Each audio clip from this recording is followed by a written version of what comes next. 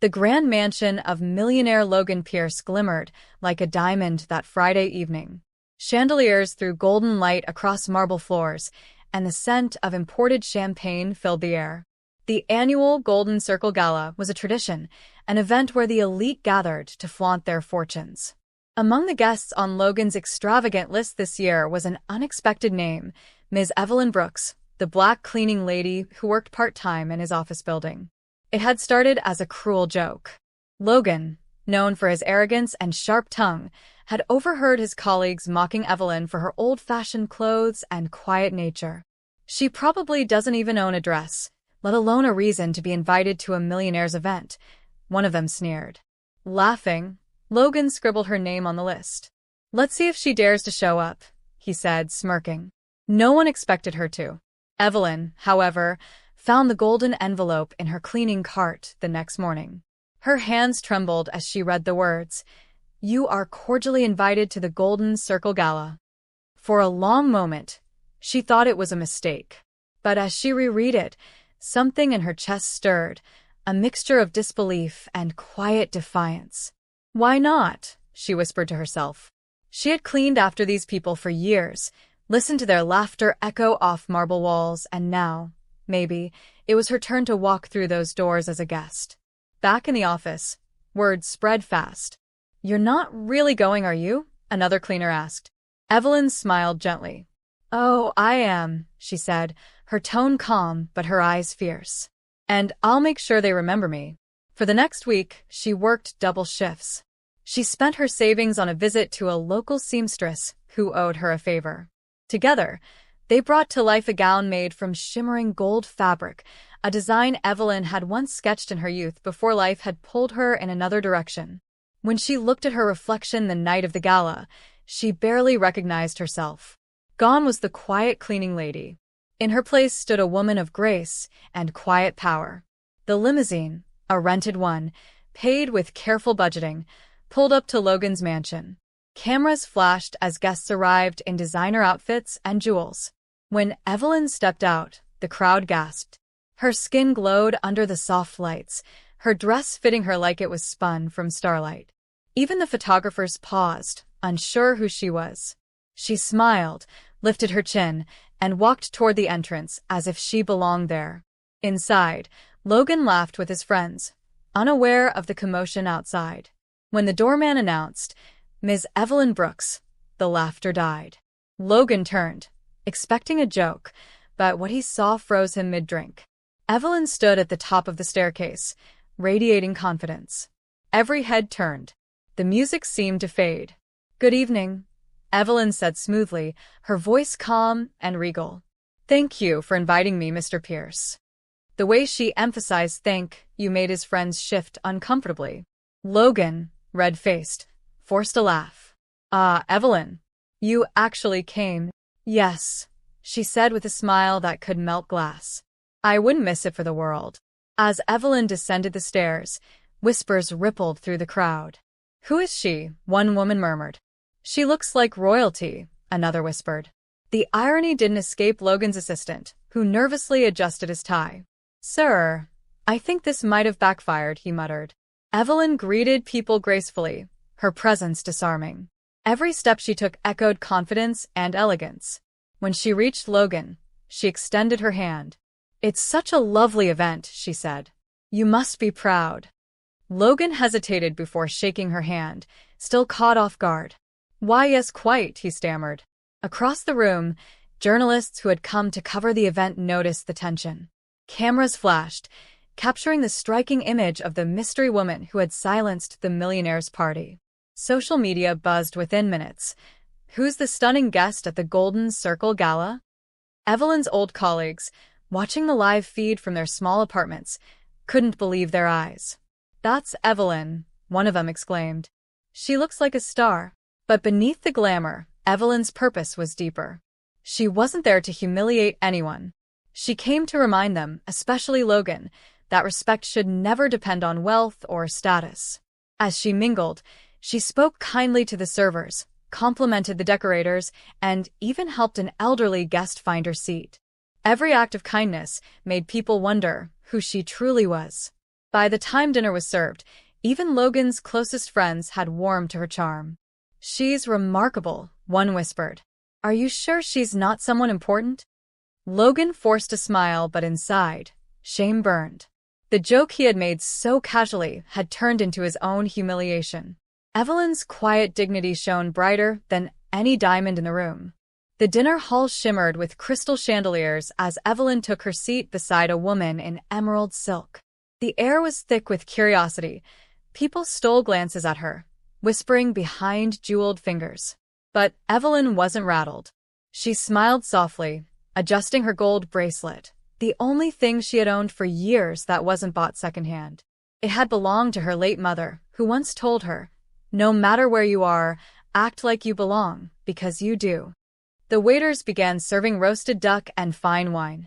Evelyn noticed how the servers' eyes widened when she thanked them, sincerely, looking them in the eye. In a place where servants were invisible, she made them feel seen. One of them, a young man named Daniel, nearly dropped his tray in surprise. "Thank you, ma'am," he whispered.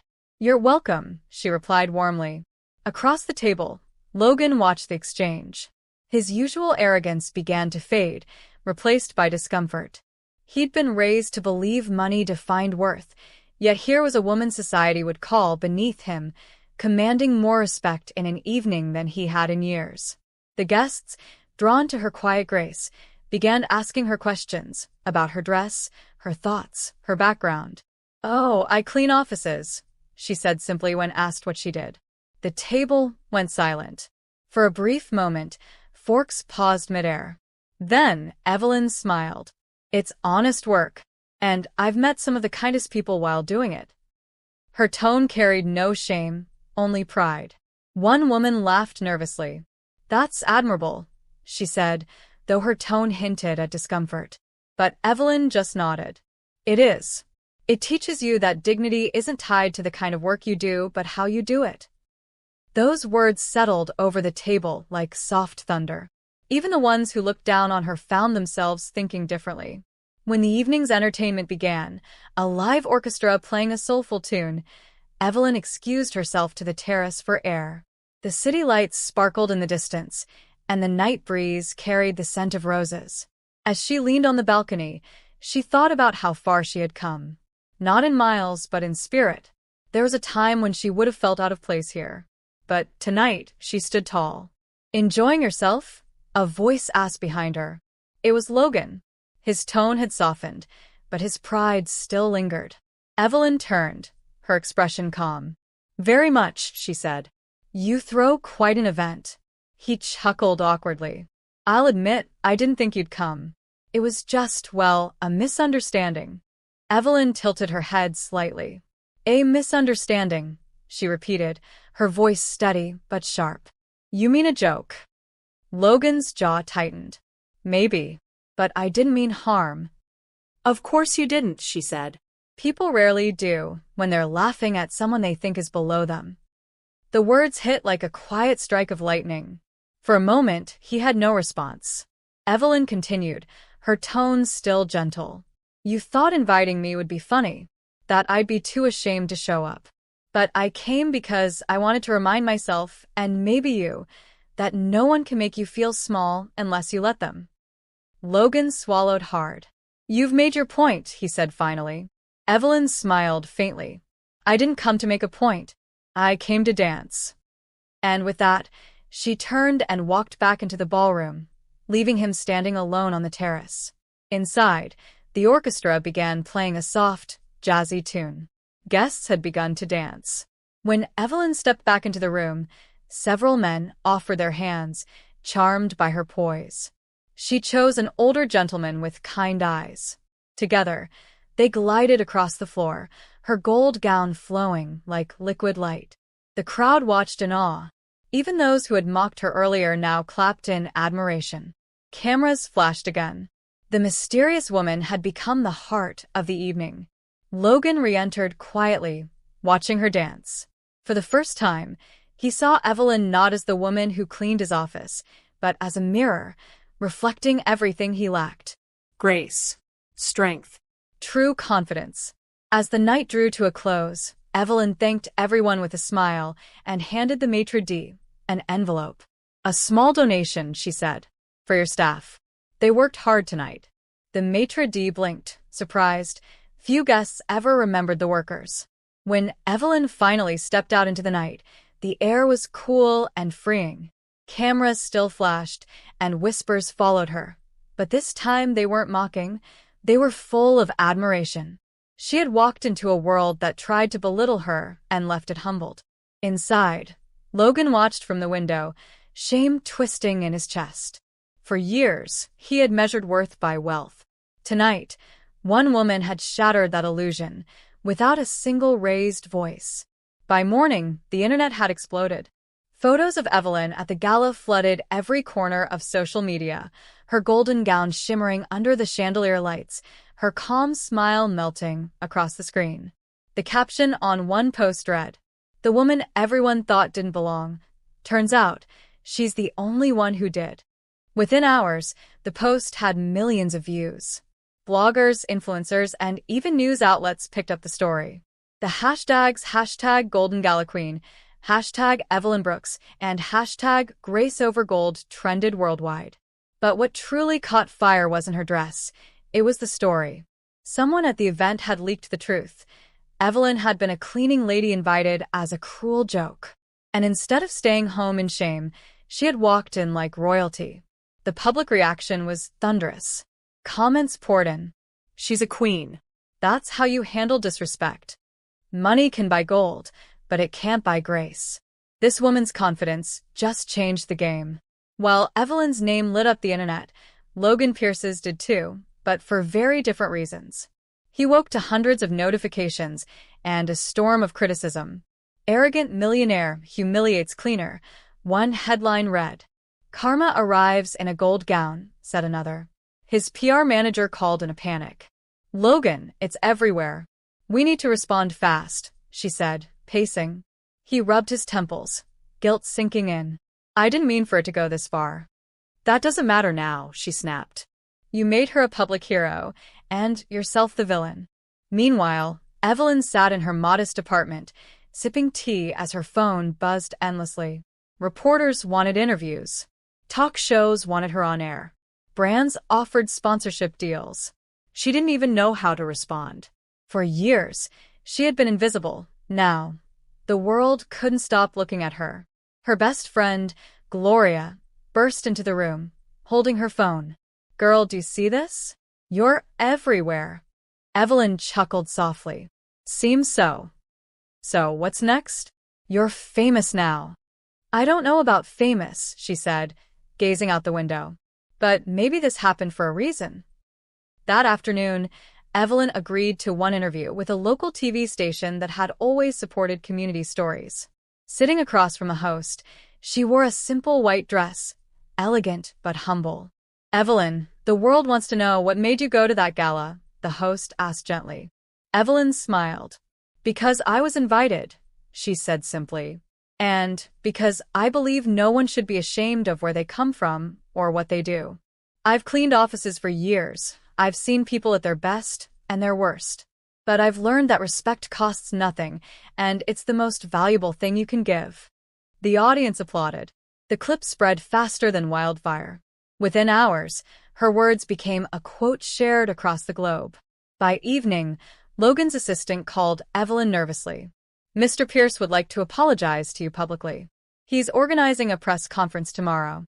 He's trying to make things right." Evelyn thought for a moment. "If he's sincere, I'll be there," she replied calmly. That night, she lay in bed, her thoughts heavy but peaceful. She hadn't sought revenge, yet somehow, the universe had delivered justice on her behalf.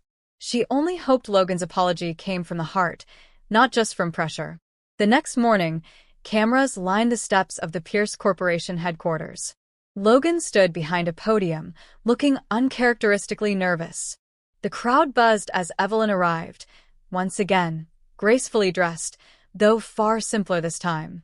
The moment she stepped out of the car, the flashes began. Logan cleared his throat. "Ladies and gentlemen," he began, "I invited Ms. Brooks to my event as a thoughtless joke. It was cruel, disrespectful, and wrong. But the way she carried herself that night, with more grace than I've ever seen, taught me a lesson I'll never forget. He turned to Evelyn. You showed me what true class is. I'm deeply sorry. Evelyn stepped forward, her expression calm. She nodded. Thank you for saying that, she said, her voice carrying across the crowd. But remember, apologies mean little unless they change the way we treat others. The crowd erupted in applause. Reporters captured every second. Logan's face softened. He nodded, understanding. After the conference, as the cameras dispersed, Logan approached her privately. You could have destroyed me, he admitted, but instead, you showed me mercy. Evelyn smiled. Humiliation never fixes pride. Growth does. That night, her words trended again. Humiliation never fixes pride. Growth does. The world loved her more than ever. In the days that followed, Evelyn's life began to change in ways she never expected. Offers poured in, a cleaning business sponsorship, a book deal about dignity and perseverance, and invitations to speak at women's empowerment events. But through it all, she remained grounded. I'm still Evelyn, she told Gloria one evening. I just learned to shine without permission. And somewhere across town, Logan stared at an invitation of his own, this time to a charity gala hosted by Evelyn herself. The theme? Grace over gold. He smiled, a little ashamed, but mostly grateful. This time, he whispered, I'll come to listen. A month after the press conference, Evelyn's life had changed in ways she still struggled to believe. What began as a cruel joke had turned into a global movement. The phrase grace over gold had become more than a hashtag. It was now the name of a foundation she founded to support working-class women who dreamed of more. The foundation's mission was simple: to restore dignity, confidence, and opportunity to those who had been overlooked by society. Evelyn used part of the donations she received to create scholarships for cleaners, receptionists, and domestic workers who wanted to further their education. She knew their struggles intimately. She had lived them. Every morning, she still woke early, brewed her tea, and sat by the window in her modest apartment. Don't forget where you started, she would whisper to herself before stepping into her new life. Fame hadn't changed her heart. It had only given her voice a stage. When news broke that she was planning her first charity gala, the same media outlets that once mocked her lined up for interviews. But Evelyn had one rule for her event: there would be no VIP list. Every guest, rich or poor, janitor or CEO, would receive the same seat, the same meal, and the same welcome. Equality, she told her assistant, isn't just a word. It's a way of doing things. The night of the gala arrived, and the venue buzzed with anticipation. Reporters gathered outside, flashing cameras as luxury cars pulled in beside city buses. The diversity of guests was stunning: cleaners in elegant dresses, delivery drivers in tuxedos, and millionaires in modest suits. Everyone mingled without hierarchy. At the center of it all stood Evelyn, wearing a deep blue gown that shimmered softly under the lights. Her smile was calm, grounded, the kind that came from knowing who she was. Then came a moment that silenced the crowd. Logan Pierce walked in. Gone was the arrogance that had once defined him. He wore a simple gray suit and no entourage, no flash. He looked nervous but determined. Evelyn saw him from across the room and approached with her characteristic poise. Mr. Pierce, she greeted. Evelyn, he said quietly. You look incredible. Thank you for inviting me. She nodded with a small smile. Everyone deserves a chance to start over. The words struck him deeper than any public criticism ever could.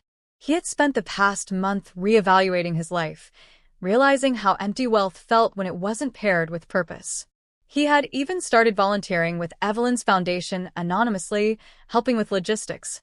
When dinner began, Evelyn took the stage. The microphone's soft hum quieted the room. Tonight, she began, isn't about who is more or who is less. It's about who chooses kindness when they don't have to. It's about remembering that every person in this room has value, whether they scrub floors, sign paychecks, or serve food. Applause filled the hall. Cameras flashed, but Evelyn wasn't performing. She spoke with sincerity that touched everyone present. "We live in a world that measures worth by money," she continued, "but real wealth is how we make others feel when they stand beside us." Logan watched, his eyes glistening. For the first time in years, he felt something he hadn't felt since childhood, humility mixed with hope. When the applause faded, Evelyn invited a few women from her foundation to speak. One of them, an elderly janitor named Ruth, told her story about raising 3 children alone and still managing to smile every day. Another, a young woman who used to work in the same building Evelyn once cleaned, shared how she had gone back to school thanks to the foundation's scholarship. The atmosphere grew emotional. People wiped tears, realizing the evening was more than just an event.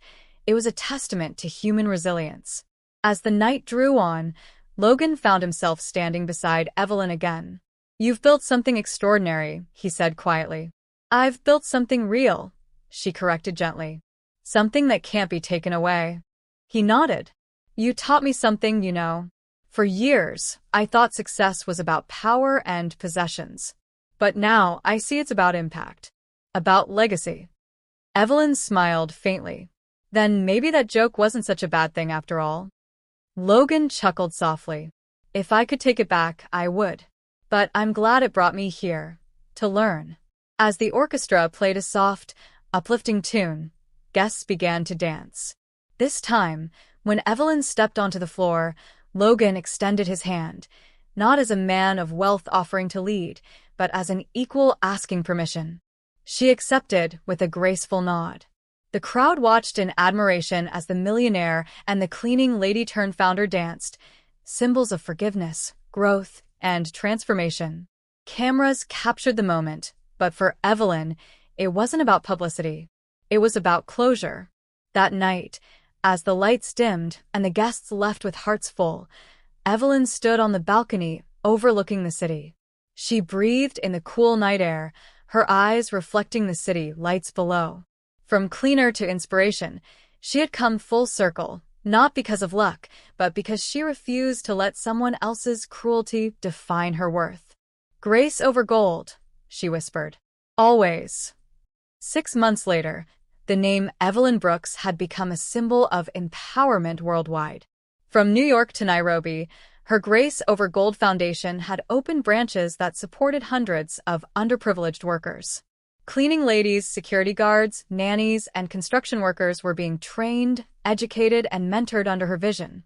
Evelyn's face appeared on magazine covers, not for her wealth, but for her wisdom. But success, as she soon learned, came with weight. One morning, she sat in her modest office surrounded by donation requests, event proposals, and speaking invitations. "You need rest," her assistant Gloria said, placing a cup of coffee on her desk. "You've been at this nonstop for weeks." Evelyn sighed. "There's still so much to do, Gloria. Every email I open is another person needing help." "I know," Gloria said gently. "But you can't pour from an empty cup." Evelyn smiled faintly. "I'll rest when the world learns what real respect looks like." Meanwhile, across the city, Logan Pierce had changed in ways even his closest friends couldn't recognize. Gone was the man who hosted lavish parties and mocked others for sport. He had sold 2 of his luxury cars, donated millions to charitable causes, and quietly joined Evelyn's foundation board, at her invitation. "Grace over gold changed me," he admitted to a journalist. "Evelyn Brooks reminded me that true success is not how high you rise, but how many hands you lift on your way up." His public redemption inspired many, though not everyone believed it. "He's doing this for attention," critics said. Logan didn't respond. He simply worked. One afternoon, Evelyn and Logan sat together in the conference room of her growing headquarters. Charts, reports, and photos of smiling beneficiaries filled the walls. "We've been invited to speak at the Global Leaders Summit," Logan said, passing her the letter. "They want us to present the foundation's model." Evelyn raised an eyebrow. "Global leaders?" "Yes," he said with a grin. "Presidents, CEOs, ministers, the whole lot. They're calling you the voice of the people." Evelyn chuckled softly. A cleaning lady speaking to presidents. Who would have thought? "I would," Logan said, smiling genuinely. You've earned every bit of it. That night, Evelyn found herself reflecting on how far life had brought her. She remembered nights scrubbing office floors under fluorescent lights, dreaming of something more, not money, but meaning. She never sought fame, yet it had found her because she carried herself with purpose. The Global Leaders Summit was held in Geneva, Switzerland, a breathtaking event filled with world figures, innovators, and philanthropists.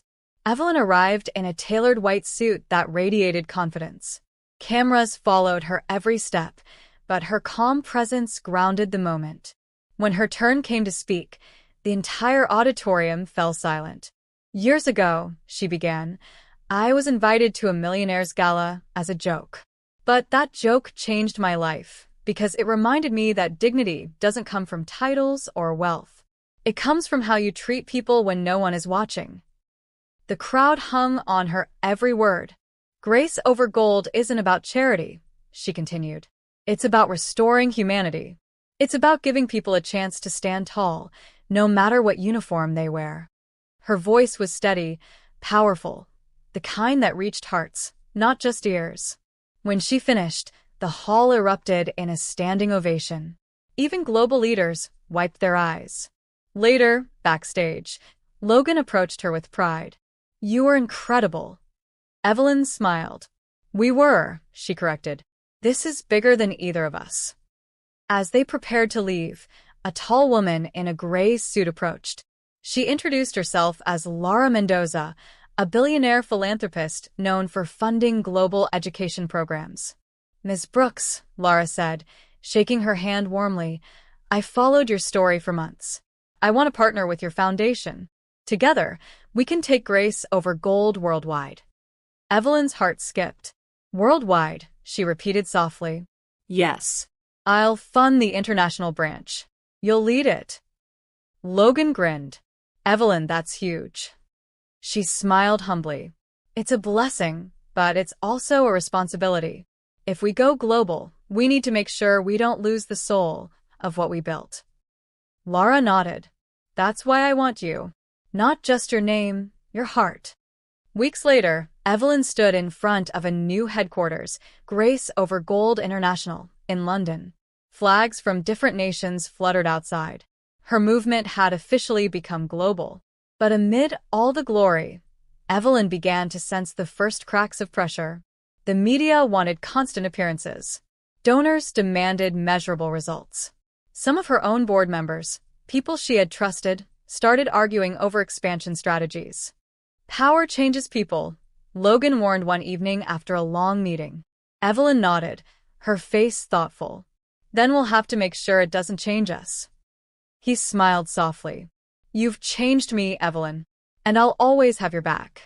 She looked at him, her expression gentle but firm. "Then promise me this, Logan. No matter how far this goes, we'll keep our feet on the ground. We'll remember the people this started for."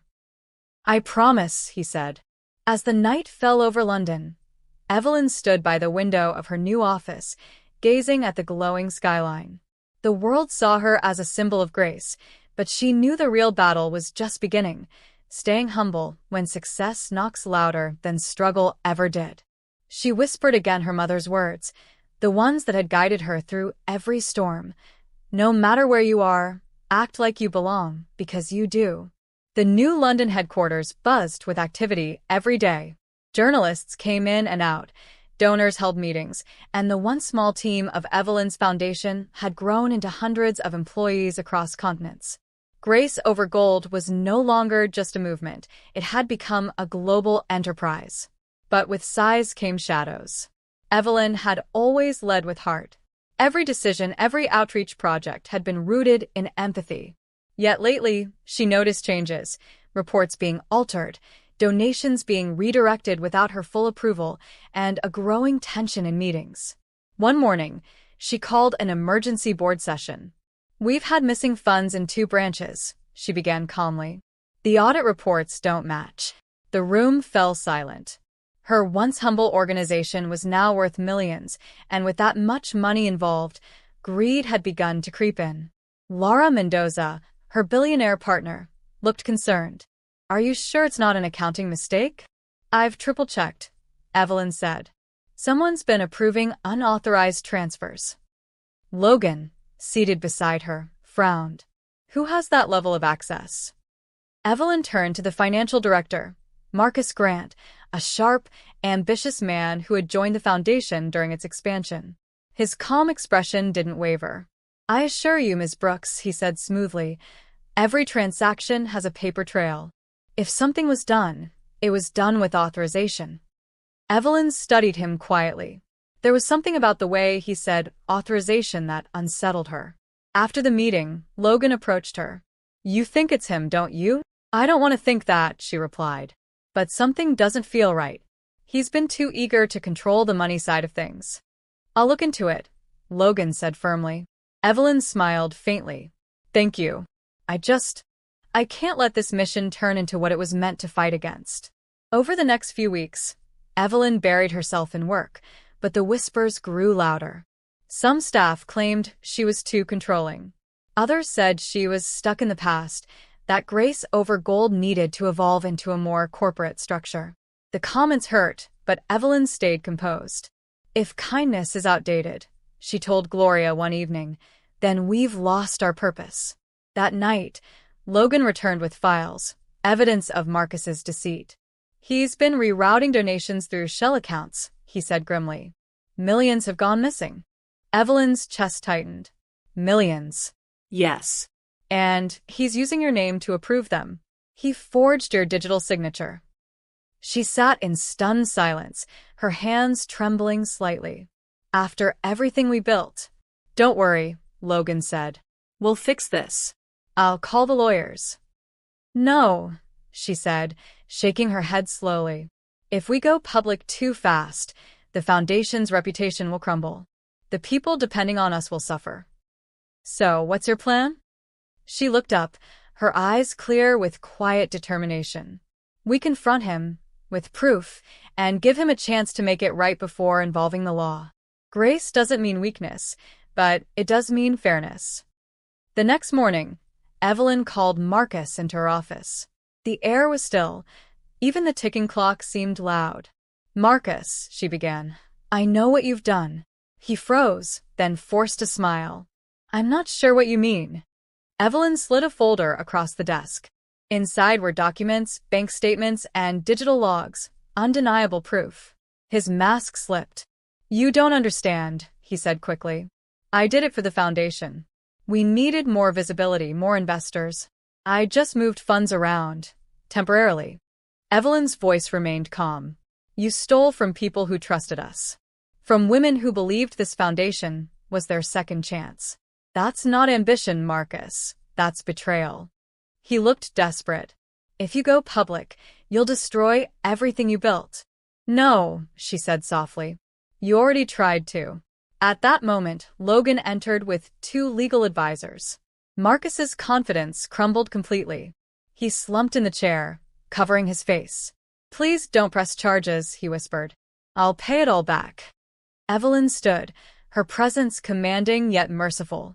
You will, she said. Not because I want revenge, but because you owe it to every worker who gave their last penny believing in this dream.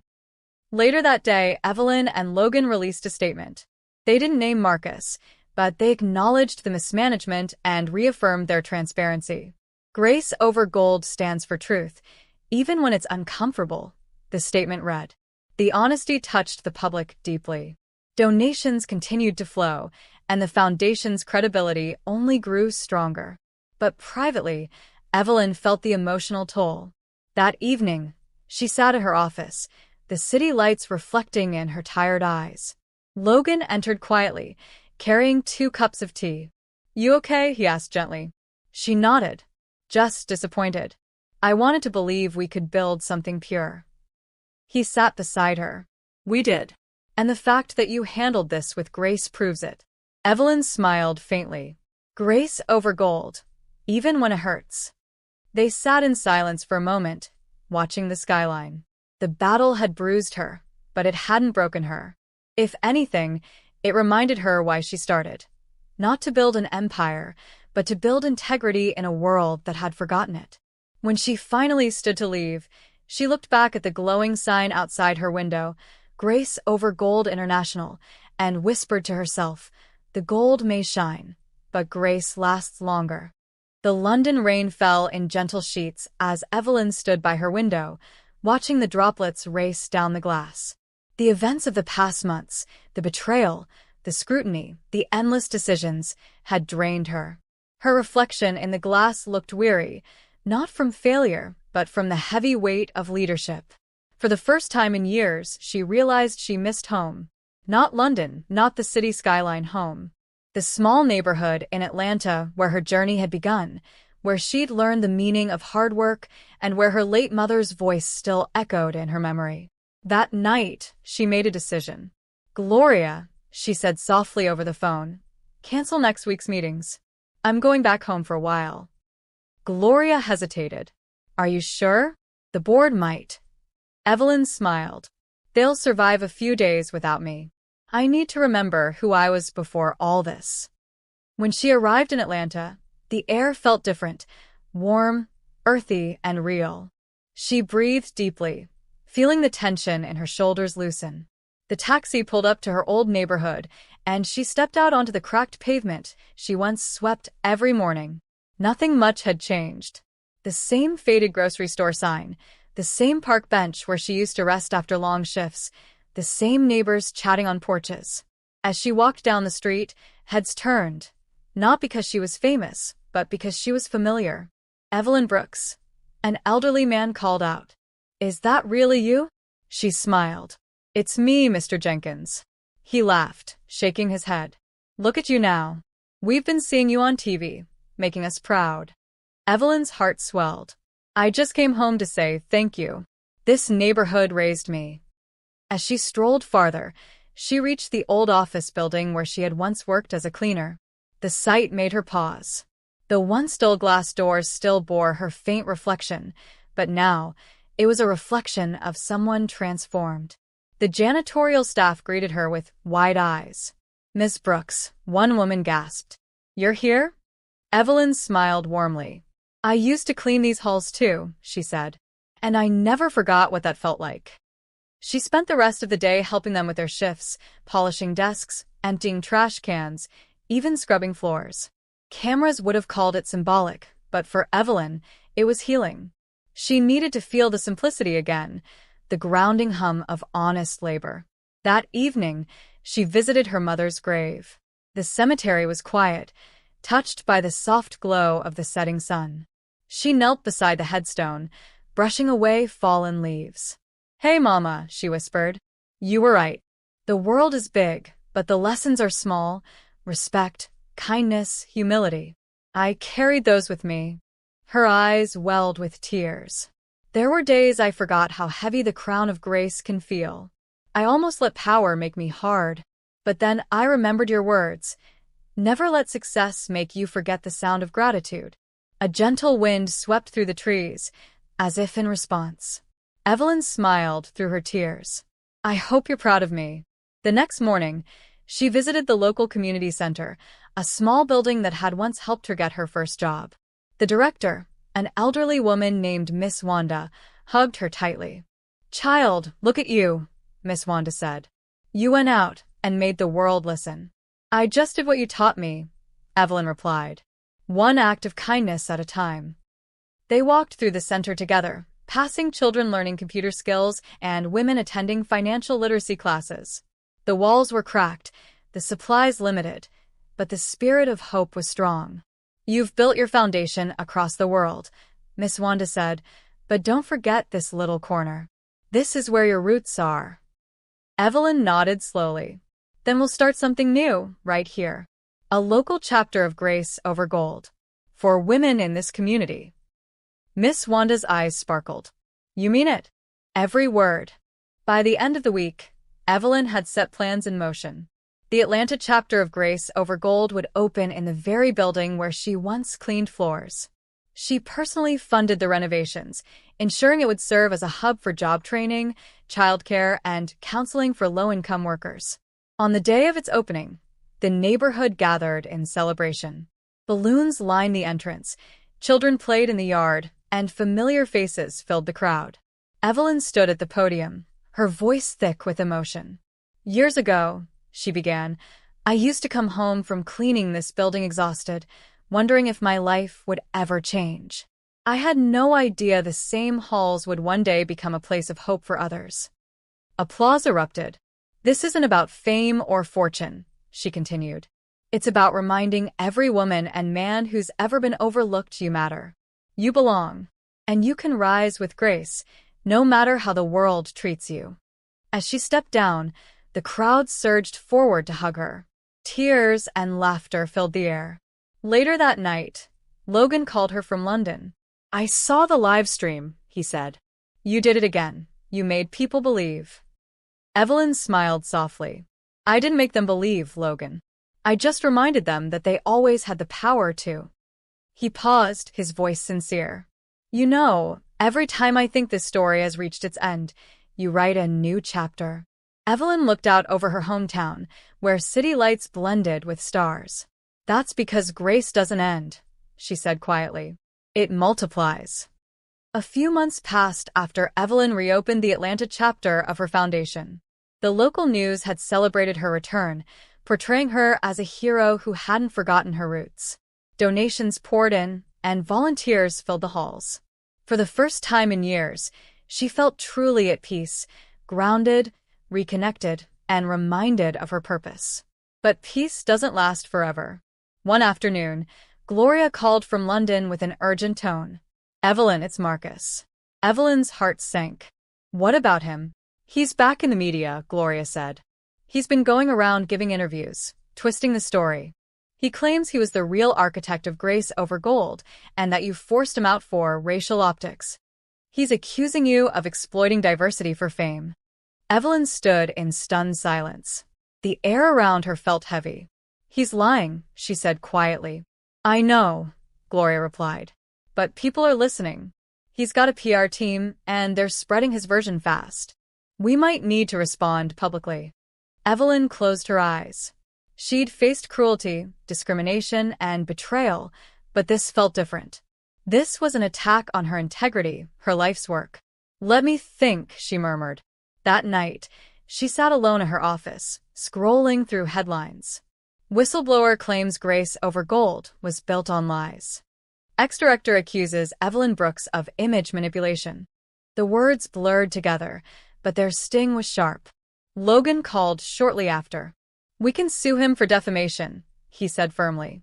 "You have every right," Evelyn sighed. "If I fight back with the same weapons he's using, lies, ego, greed, then I lose the very thing this foundation stands for. So, what do you want to do?" She looked out the window at the flickering lights of her hometown. "I'm going to meet him face to face." 2 days later, Evelyn flew back to London. Gloria arranged a private meeting at a neutral location, a quiet cafe in Chelsea. When she arrived, Marcus was already there, sitting nervously by the window. He looked older, thinner, and restless. He stood awkwardly when he saw her. "Evelyn," he said, forcing a smile. "Didn't expect you to agree to meet." She sat down calmly. "I'm not here to argue. I just want to know why." He hesitated, his eyes darting away. "You humiliated me. You had me escorted out. Made me look like a thief." "You were a thief, Marcus," she said evenly. "You stole from people who trusted you." His voice cracked. "I made mistakes, yes. But you became the face of everything. The saint. I worked just as hard as you did, but no one remembers that." Evelyn studied him for a long moment. "You didn't want purpose, Marcus. You wanted applause. There's a difference." He clenched his fists. "So what now? You're here to threaten me?" "No," she said softly. "I'm here to forgive you." He blinked, stunned. "Forgive me?" "Yes," she said. "Not because you deserve it, but because I can't carry the weight of your bitterness any longer. I built grace over gold to teach people that grace heals, and that includes you." For the first time, Marcus looked unsure. "You're not going to sue me?" "I could," she said. "But then the story becomes about revenge instead of redemption. If you still have a soul left, use it to rebuild your life. Tell the truth, not for me, but for yourself." He lowered his gaze, guilt flooding his features. I don't know how to fix what I've done. You start by stopping the lies, she said gently. And then, maybe one day, by doing something good without expecting a camera to see it. A week later, Marcus released a statement retracting his accusations. He admitted to fabricating parts of his story out of resentment and frustration. Though his apology didn't erase the damage, the public response was swift. Support for Evelyn surged again. But Evelyn didn't celebrate. She simply returned to work, quietly grateful that she'd chosen grace over vengeance once more. At a press conference soon after, a journalist asked her, "How do you keep forgiving people who wrong you?" Evelyn smiled softly. Because unforgiveness is like drinking poison and expecting someone else to die. I've seen too much pain in this world to let anger lead me. The room fell silent, the weight of her words sinking in. Later that night, she and Logan walked through the Foundation's new headquarters. The lobby shimmered under warm lights, its walls lined with portraits of women who had rebuilt their lives through grace over gold. "Do you ever get tired?" Logan asked quietly. "All the time," she admitted. "But every time I think of quitting, I remember where I came from and who I was before all this. That woman deserved a chance. So does everyone else." Logan smiled. "You know, Evelyn, you've turned your scars into a map, one that leads others out of the dark." She chuckled. "Maybe. Or maybe I just refuse to let the world tell me what I'm worth." That night, Evelyn sat by her window, sipping tea as city lights flickered below. The storm had passed, but she knew new challenges would always come. Fame had never been her goal, faith had. As she closed her eyes, she whispered to herself, "Grace doesn't protect you from pain. It teaches you how to stand tall through it." The world outside glimmered with endless possibilities, but her heart was calm. She had learned the hardest lesson of all. True power isn't in wealth or recognition, it's in forgiveness.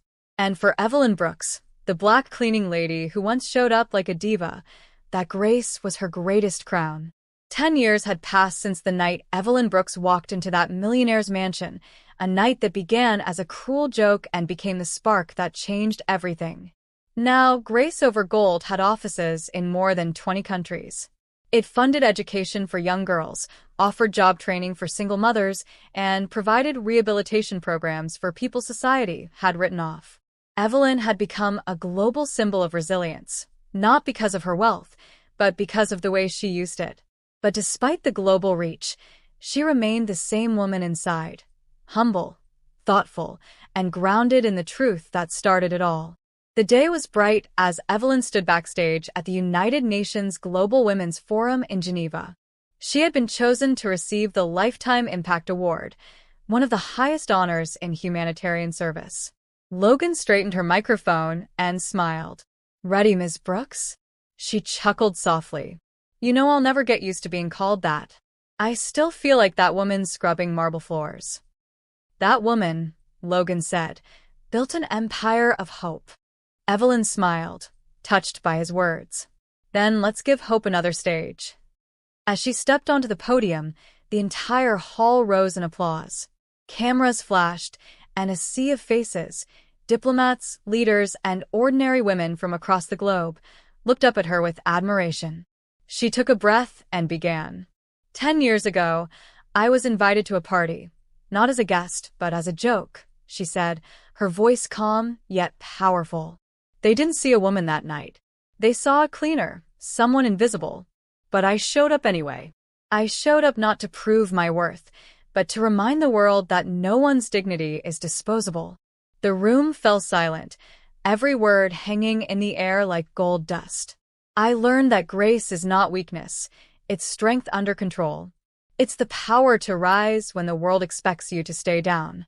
And if my story means anything today, let it remind you that the person you overlook might be the one who changes your life." Her eyes softened as she glanced around the hall. To every woman who's ever been laughed at, ignored, or underestimated, you are not small. You are seeds planted in hard ground, waiting for your time to bloom. Thunderous applause followed. Cameras captured the tears on faces across the hall. Evelyn's speech would later go viral, reaching millions, but in that moment, she wasn't speaking to cameras. She was speaking to every cleaner, waitress, and worker who had ever been told they weren't enough. After the ceremony, Evelyn stepped outside into the cool Swiss air.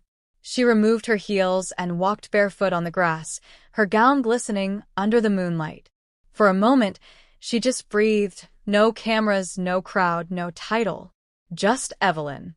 Gloria approached her quietly, carrying a small envelope. A letter came this morning. I thought you'd want to read it alone. Evelyn opened it. Inside was a handwritten note. Dear Miss Brooks, I don't know if you remember me, but I was one of the cleaners at the mansion where it all began. I saw the way they laughed at you that night. I wanted to defend you, but I was scared. I've carried that guilt for years. But seeing who you became gave me courage. I quit that job, went back to school, and now I run my own cleaning business. You taught me that dignity has no uniform. Thank you. Carla M. Evelyn's eyes filled with quiet tears. She folded the letter against her heart and smiled. That's the real award, she whispered. A few weeks later, she returned to Atlanta for a community event. The Grace over Gold building there had expanded, a multi-story center filled with classrooms, daycare spaces, and art studios.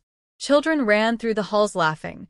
Women shared stories of rebuilding their lives. Miss Wanda, now retired but still radiant, greeted her with open arms. Look at this place, baby. You turned your pain into power. Evelyn smiled. No, we did. This was never just my story. A young girl ran up, clutching a handmade card.